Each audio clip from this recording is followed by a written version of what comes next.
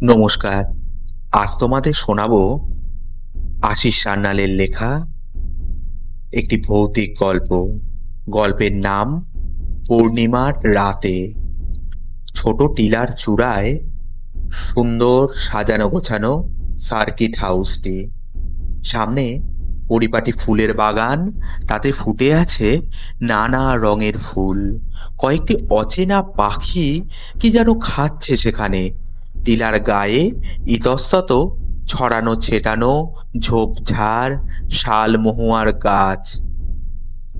সকালে টিলাটাকে দুটো পাক দিয়ে যখন সে নেমে এসেছিল এখানে, তখনই সুমনের খুব ভালো লেগে গিয়েছিল জায়গাটা। ভেতরের দুপাশে দুটি করে মোট 4টে ঘর, মাঝে ডাইনিং রুম। গাড়ি থেকে নামতেই কেয়ারটেকার কাম রাঁধুনি সুদামা দাস সেলামটুকে ভেতরে নিয়ে গিয়েছিল। জিজ্ঞেস করেছিল, কোন ঘরটা খুলবো স্যার? একদম কোনার ঘরটা, উত্তর দিয়েছিল সুমন। সুদামা দাসের মুখে কেমন যেন একটা ভয়ের ছাপ। কিছুটা আমতা আমতা করেই বলেছিল, 4 নম্বরের ঘরটার কথা বলছেন? হ্যাঁ, এক পাশে একটু নিশ্চিন্তে থাকা যাবে। কিন্তু কারো জন্য বুক করা আছে বুঝি ঘরটা? না, তা নয়, তবে ঠিক আছে, আপনি যখন চাইছেন চলুন। সুদামা দাস প্রথমে চাবি দিয়ে খুলেছিল ঘরটা, তারপর সুমনের সুটকেসটা নিয়ে গিয়ে রেখেছিল সেখানে। একটা ফ্লাক্সে খাবার জল রেখে জানতে চেয়েছিল, ব্রেকফাস্টের ব্যবস্থা করব? দরকার নেই, ট্রেনেই সেরে এসেছি।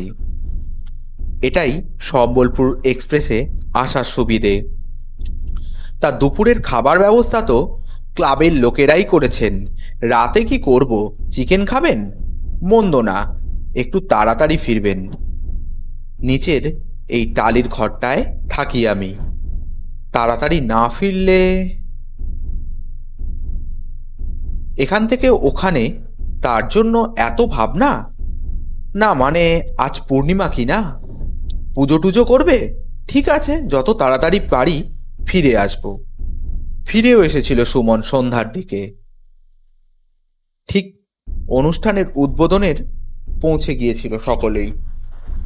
হাত মুখ ধুয়ে বসতে না বসতেই সুদামা দাস ডাইনিং রুমে খাবার সাজিয়ে সুমনকে ডেকে বলেছিল, খাবারটা খেয়ে নিলে আমি যেতে পারি। এত তাড়াতাড়ি? সকালেই তো স্যার আপনাকে বলেছিলাম আজ পূর্ণিমা কি না, তাই তাড়াতাড়ি ফিরে যেতে চাই ঘরে। ঠিক আছে, তোমার যখন এত তাড়া। অনিচ্ছা সত্ত্বেও খেতে বসেছিল সুমন। তখন তেমন খিদে পায়নি, তবে 2-4 টুকরো চিকেন বেশ আরাম করেই খেয়েছিল। খাওয়া দাওয়া সেরে নিজের ঘরে বসে বিছানায় এলিয়ে বসেছিল শরীরটা। সারাদিন ক্লান্তির পর একটা অদ্ভুত অবসান্ন মনে ঘিরে ধরেছিল শরীরটাকে। দেখতে দেখতে ঘুমিয়ে পড়েছিল সে। কখন ঘুম ভাঙল তখন অনেক রাত। হাত ঘড়ির দিকে তাকিয়ে দেখল সুমন, কাঁটায় কাঁটায় 2টো। বাইরে তখন জ্যোৎস্না ঝলমল করছে। বিছানা ছেড়ে সুমন উঠে এলো বারান্দায়। একটা ইজি চেয়ার টেনে হেলান দিয়ে বসে পড়ল তাতে। প্রকৃতির এমন সুন্দর রূপ এর আগে সে কখনো দেখেনি। চারিদিকে জ্যোৎস্না, টিলার গায়ে, ফুলের বাগানে শালমহুয়ার পাতার লেপ্টে আছে যেন জ্যোৎস্না। আকাশে পূর্ণিমার পূর্ণ চন্দ্র, মাঝে মাঝে সাদা সাদা মেঘ আড়াল করছে তাকে। নিবিড় নির্জনতায় আচ্ছন্ন চারিদিক।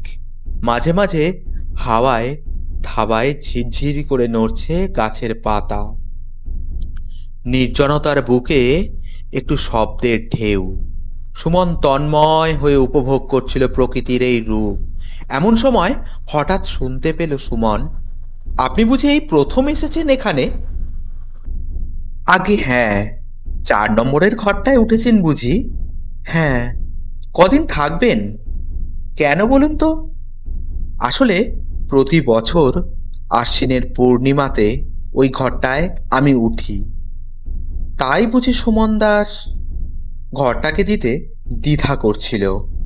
হতে পারে, কিন্তু ও যে বলল কারো নামে বুকিং করা নেই। আমি তো কখনো বুকিং করে আসি না। আপনি ইচ্ছা করলে উঠতে পারেন ওই ঘরটায়, আমি অন্য ঘরে চলে যাচ্ছি। ও পরে দেখা যাবে। আপনি কি আশ্বিনের পূর্ণিমা ছাড়া অন্য সময় আসেন না? না। কেন?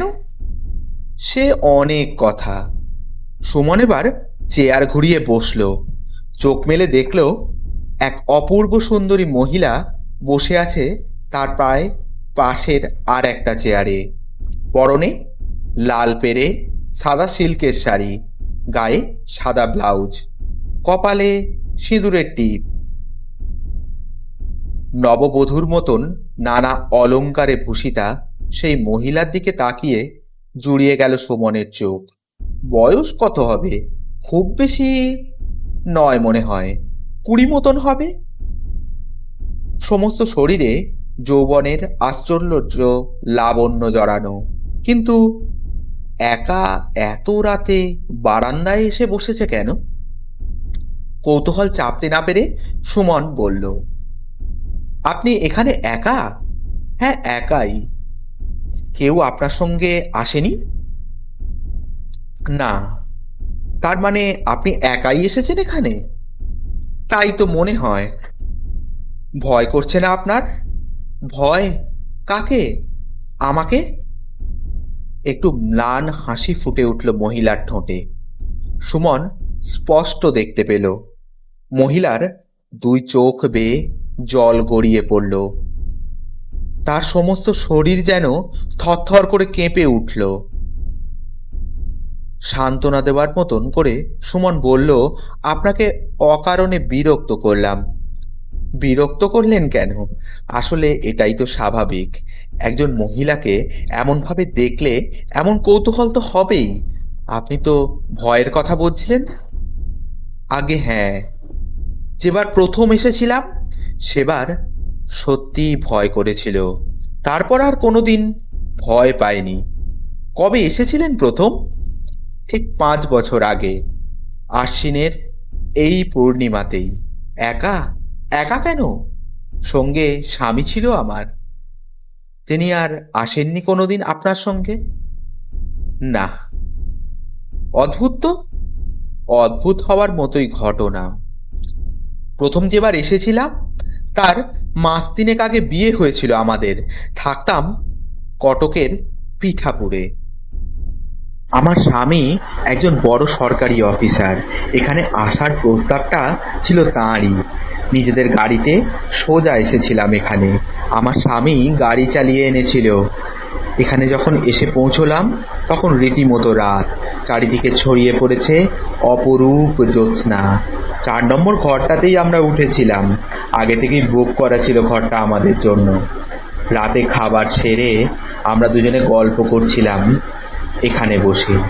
আমরা দুজন ছাড়া আর কেউ ছিল না সেদিন সার্কিট হাউসে। সেদিনও চারিদিকে ছড়িয়ে পড়েছিল অদ্ভুত এক নিস্তব্ধতা। সেই নির্জনতা ভেঙে মাঝে মাঝে শালমহুয়ার পাতার ঝিরঝির শব্দ ছড়িয়ে পড়ছিল চারিদিকে। একসময় আমার স্বামী বলেছিল, চলো একটু ওপাশটায় ঘুরে আসি। চলো বলে সম্মতি জানিয়েছিলাম আমিও। বাগানটা পেরিয়ে যেতেই একটা অবিশ্বাস্য ঘটনা ঘটল। দেখলাম 2টো হাত আমার গলায় বসে আছে। আমি চিৎকার করবার আগেই হাত দুটো আমার গলার টুঁটি চেপে ধরল। তারপর তারপর ক্রমশ যেন হারিয়ে যেতে থাকলাম অন্য জগতে। দেখলাম আমার গলায় স্বামীর হাতের আঙুলের ছাপ। বলেই মহিলা একটানে খুলে ফেলল তার ঘোমটা। কিন্তু এ কি! মহিলার গলার দিকে তাকাতেই আমি আঁতকে উঠলাম। মহিলার সমস্ত শরীরটা ক্রমশ মাংস মেদ শূন্য হয়ে গেছে। দেখতে পেলাম একটা কঙ্কাল ইজি চেয়ার থেকে উঠে সোজা চলে গেল বাগানে। তারপর আস্তে আস্তে যেন মিলিয়ে গেল শূন্যে। আমি চিৎকার করে উঠলাম। সেই চিৎকার প্রতিধ্বনিত হয়ে ফিরে এলো। ছুটে গেলাম 4 নম্বরের ঘরে দিকে। আলো জ্বালানোর চেষ্টা করলাম, কিন্তু সব অন্ধকার। বাতাসে ভেসে এলো একটা দারুণ কান্নার শব্দ। ভয়ে আমার সমস্ত শরীর শিউরে উঠল। আমি ঘর থেকে বেরিয়ে সোজা ছুটে চললাম টিলার নিচে সুদামা দাসের ঘরের দিকে। পরের দিন যখন চেতনা এলো তখন দেখলাম আমি শুয়ে আছি হাসপাতালের বিছানায়। সুদামা দাস বলল, আগেই আপনাকে সাবধান করে দিয়েছিলাম, কিন্তু আপনার কথা না শুনে কি বিপদটাই ঘটাতে যাচ্ছিলেন বলুন তো। ভাগ্যিস আমি এসে পড়েছিলাম। এখনো ঘটনার কথা ভাবতে গেলে আমার শরীর শিউরে ওঠে। এ কি ভ্রম ছিল নাকি অন্য কিছু? সত্যি কিছু ব্যাখ্যা এখনো আমি খুঁজে পাই না। শেষ হলো আজকের গল্প। নমস্কার।